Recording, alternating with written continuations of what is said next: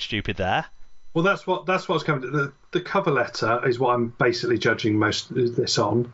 I'm assuming the bid was of a similar quality. I don't know. I have no insider track on this, but based on the cover letter that we've seen, what really disappoints me is how, if you think back to the 2016-2017 first noises and first season of the Wolfpack, how everything they did looked really professional. Yeah. It looked slick. It looked like a proper American franchise, sports franchise of the top draw.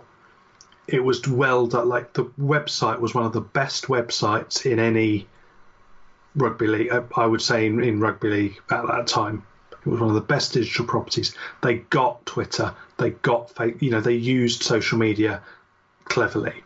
They used that to bring in their fans and do it properly. They acted professionally.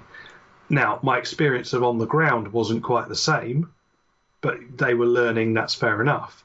But everything looked the absolute dog's doodahs at that point. Well, they did a lot of wool over the eyes stuff, though, didn't they? Because the Sonny Bill stuff looked fantastic, but at the same time, there was players saying, "I haven't been paid my wages this month." But think back to those early days. Things looked good.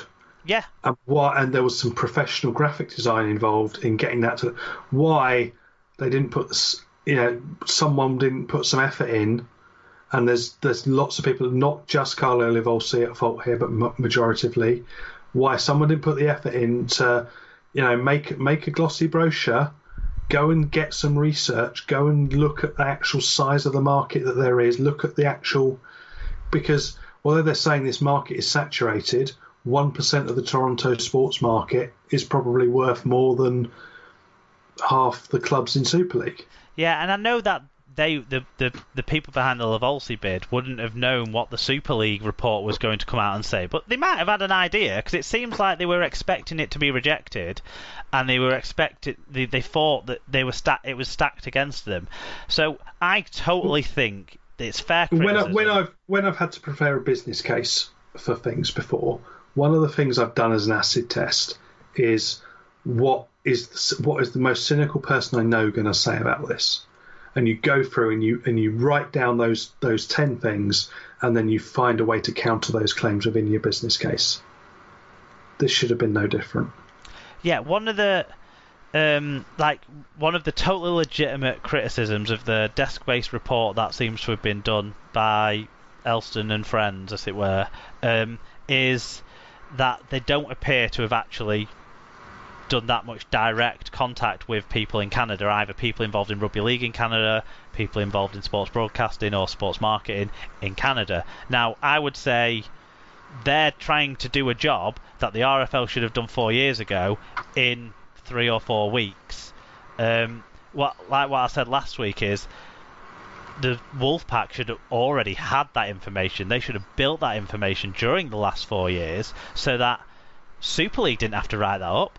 That got given to the Super League clubs. That had a report from the Canadian Rugby League. That had a report from, ex-coach of ex-youth group, of everyone like that, and it should have had that also had the mayor, the tourism director of Toronto, for exactly. example. And it didn't. They just relied on other sports clubs in Toronto to send a tweet and then say, "Look at this. The Raptors did a tweet about us." Well, that is a big part of something. But when the analytics actually looked at the cut-through of that, they didn't see that had any bigger impact than, say, Rio Ferdinand tweeting about the Leeds Rhinos or what have you, So Toronto think they're the biggest story ever. Rob Burrow's a bigger story than anything else in our sport. For example. So I think there's totally legitimate things to throw at that report from Elston, but the Wolfpack should have had Ottawa as part of that report. How we're going to work together. Yeah. How this is a strategic plan that we have, that you don't have to come up with. Because clearly one of the problems that Super League was saying is basically, we don't fucking know how to break this market. We don't have the ability. Well, what should have been doing, Toronto and Ottawa should have been saying, this is how we're going to break this market for you.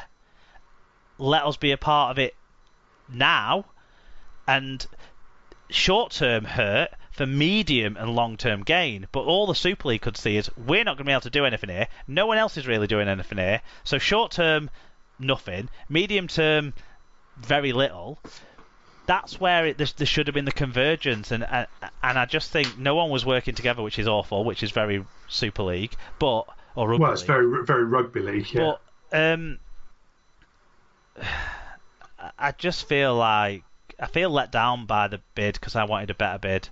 I don't feel let down by this decision from the Aces. It makes sense, just like it made sense when Toronto pulled out. What didn't make sense is how awfully they treated the players and staff.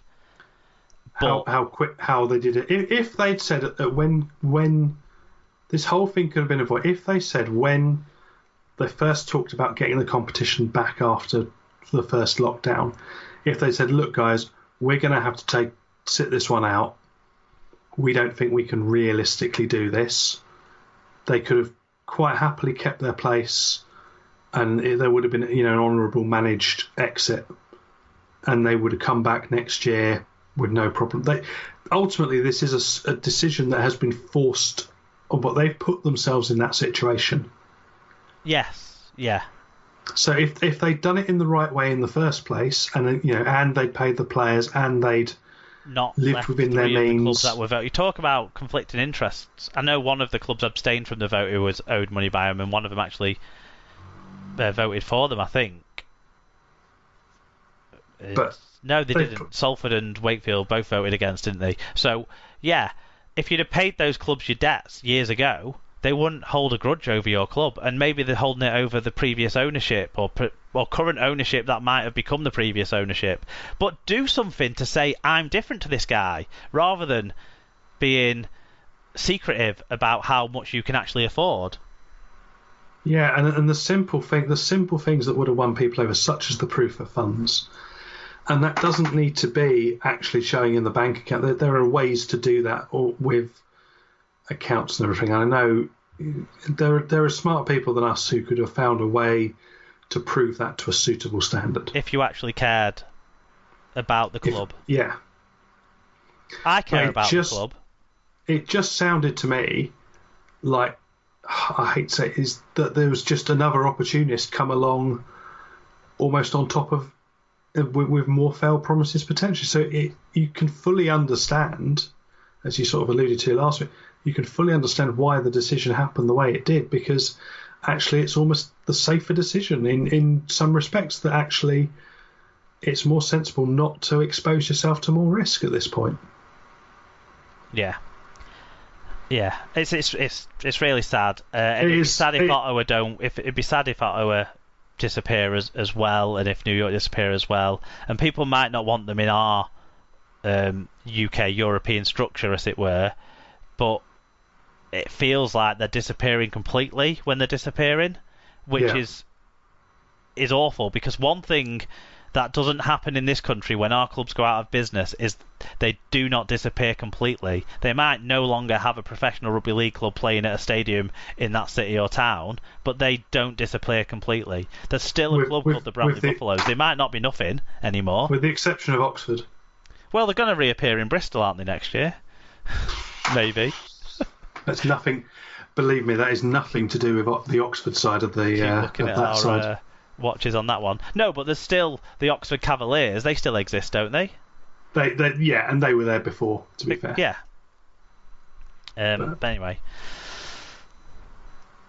I would urge all the Canadian-based fans dismayed with the sport that they've grown to love because of politics and things like that to think about what you love about our sport. Don't stop loving it, and try and fight like so many people in Rugby League have fought over the last 125 years to have our sport have the presence that we want it to have as fans, and it still doesn't, and we still fight about it. Or put that energy into, you talked about last week about using that energy constructively. Put it into a junior club, get kids playing. If 20 20 of the Wolfpack most dedicated fans each went and helped start a club in the Toronto area. You could have a Toronto league with 6-10 clubs quite quickly that could play against each other, and that could be something really good that came of this. Yeah, and boy, we do whatever we can to help those guys out. Yeah, I'll be over there happily coaching or even refereeing. Yeah. You get a game hold on. Two sets of no, you're not allowed to referee Toronto kids. Then I will come and referee it. I will try and find someone who's a competent referee to come and do it as well. But and there's those lots of us that out still there want with travel vouchers for Toronto who I'm sure would want to come over and spend time talking to you about rugby league. But they'll have turned off when we made a joke at the top of the show because there's no conversation around at the moment. It's really sad. Yeah, but the offer is there. You get a game between two sets of kids there, and I'm on the plane with my refereeing shirt. No. Right, let's whiz through the other pieces. Do you want to... You take us through the other bits we've got for League One, and then I'll take us through some extra news stories from League One from today. Yep, Scotland international Brandon Wilkinson has signed a new deal with Doncaster for next season. He has played 24 games for the Dons so far. West Wales Raiders have re-signed Alan Pope for the 2021 campaign. I really hope they do some sort of fans event with him and they just call it the Audience with the Pope. There you go. Easy marketing. Rochdale have announced the signing of Fui Moi Moi. It's a news story that markets itself as well. For the 2021 League One season. The former Tonga, New Zealand, Parramatta, Toronto, Newcastle, Workington, and anywhere else arrives at the Crown Oil Arena, having been made more than 200 appearances in the NRL. He's also made more than 100 appearances in North. For Lee, we forgot he was there as well. Oh, he ran up the stairs, didn't he? Everyone loved it. Doncaster has signed former Samoa International. Talking of old people going around again in League One, Samoa International Missy Talapapa on a 1-year contract. The 38-year-old has made almost 300 career appearances for New Zealand Warriors, Cronulla Sharks, Sheffield, Featherstone, and Newcastle Thunder. Rochdale have re-signed halfback Danny Yates for 2021. He returns to the Hornets after spending the last 2 seasons with Batley in the Championship. And West Wales Raiders have announced the re-signings of Ryan Shalish and Dan Maiden. Shalish has represented Wales at international level, whilst Maiden is a Commonwealth Games medalist. Wow. And finally, a news story that we can't dig into, but let's read it, Tim. Yeah. Leeds winger Ash Handley and Warrington centre Toby King have been included in Sean Wayne's latest England squad despite the absence of any fixtures in 2021 because of the coronavirus pandemic. Wayne has remained in regular contact with his players who were selected for an initial meeting at Old Trafford in March, only for it to be cancelled because of the original national lockdown. Wayne has stood down 7 players who are included in the initial England group: Josh Charnley, Chris Hill, Jack Hughes, Josh Jones, Reece Lynn, Scott Taylor and Liam Watts.